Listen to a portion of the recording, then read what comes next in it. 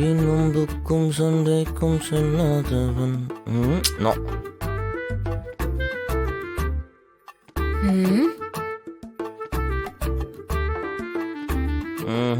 டே மாறா, உனக்கு எப்பயுமே ஒரே ஸ்டைல் தான்டா.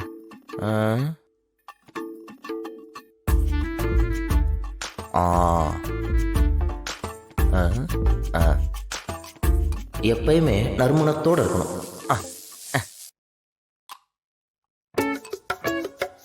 ஓகே. ஏய், நீ இன்னும் கிளம்பலையா? எங்க கிளம்பு. எங்கன்னு கேட்டேன். நடுக்கடலுக்கு போய் அங்கிருந்து குதிச்சு நீச்சல் அடிக்கிறது. வரியா? கிளம்புனா எங்கன்னு சொல்றியா? டைவர்ஸ் வேணுமா வேணாமா?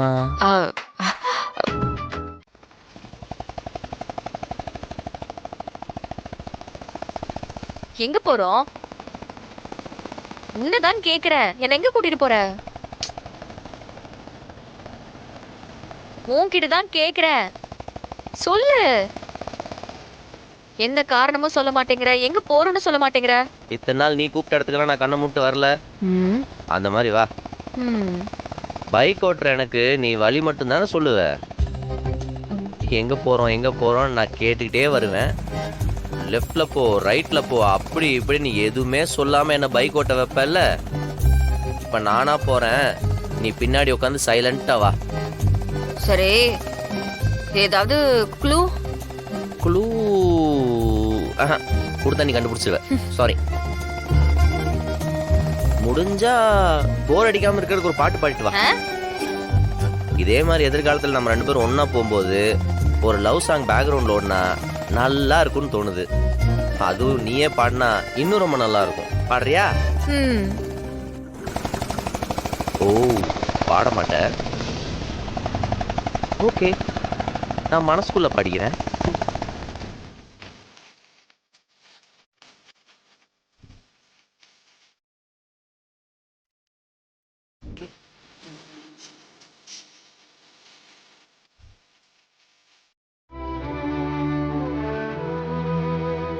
ஏன்கா எரிஞ்சு எரிஞ்சு விழுற? படிக்கணுங்கிறது உன்னோட விருப்பம் தானே. உனக்கு படிக்கணும்னு ஆசை இல்ல? உன் ஆசைய மாறன் மாமா நிறைவேத்துறாரு. இது நீ ஆசைப்பட்ட படிப்பு தானே? ஆமா. அவன் யார் இதெல்லாம் பண்றதுக்கு? இப்ப வரைக்கும் அவருதான் உன் புருஷன். அத நீ இல்லன்னு சொல்ல முடியாது. எனக்கு தெரியும், மாறன் மாமா கிட்ட நம்ம அண்ணனோட குணம் நிறைய இருக்கு. நீயும் அதை கவனிச்சிருப்ப. அதெல்லாம் தான் நீ மாறன் மாமா கூட நெருங்கி பழக காரணமே. ஆனா நீ அதெல்லாம் ஒத்துக்க மாட்ட.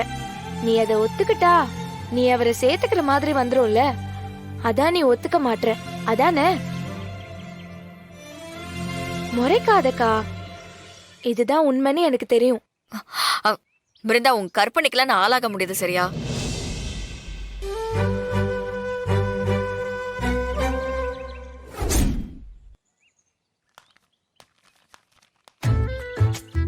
போலாமா?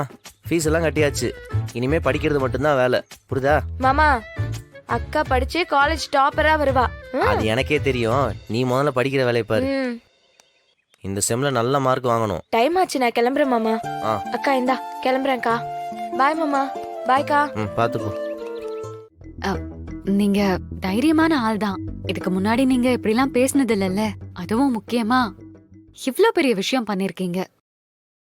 அதுவும் இத்தனை வருஷம் உங்க கடையில வேலை பார்த்த ஒருத்தரை எனக்காக வேலையை விட்டு அனுப்பியிருக்கீங்க. ஆமா கண்மணி, எனக்கு மத்த எல்லாரையும் விட என் பொண்டாட்டியோட மரியாதை தான் ரொம்ப முக்கியம்.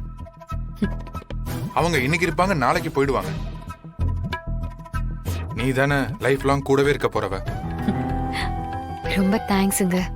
புருஷன் பொண்டாட்டிக்குள்ள எதுக்கு தேங்க்ஸ் எல்லாம்? எனக்கு ஒரு பிரச்சனைனா நீ வந்து நிப்பல்ல, அந்த மாதிரிதான் இதுவும். கண்டிப்பாங்க, உங்களுக்காக நான் உயிரையே கொடுப்பேன். எனக்கு தெரியும் கண்மணி. உங்களை மாதிரி ஒரு புருஷன் கிடைச்சதுக்கு நான் கொடுத்து வச்சிருக்கணுங்க.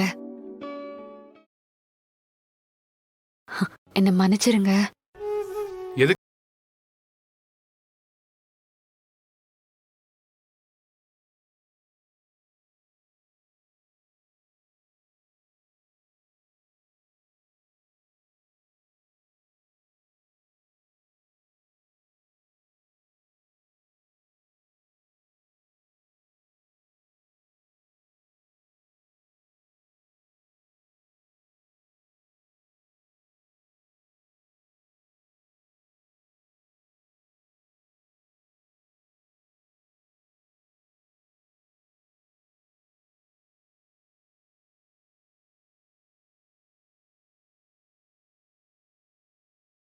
வாழ்க்கையில கல்யாணம் பண்ணாதான் அடுத்த கட்டத்துக்கு போவாங்கன்னு சொல்லுவாங்க.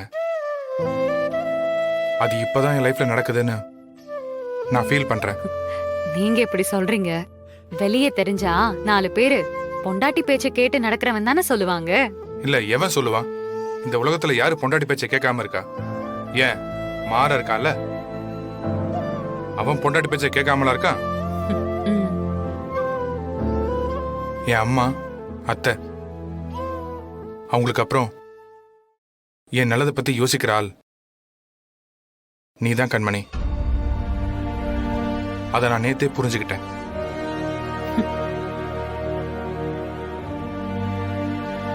உன்னை நான் இனி எந்த இடத்துலயும் விட்டு கொடுக்க மாட்டேன்.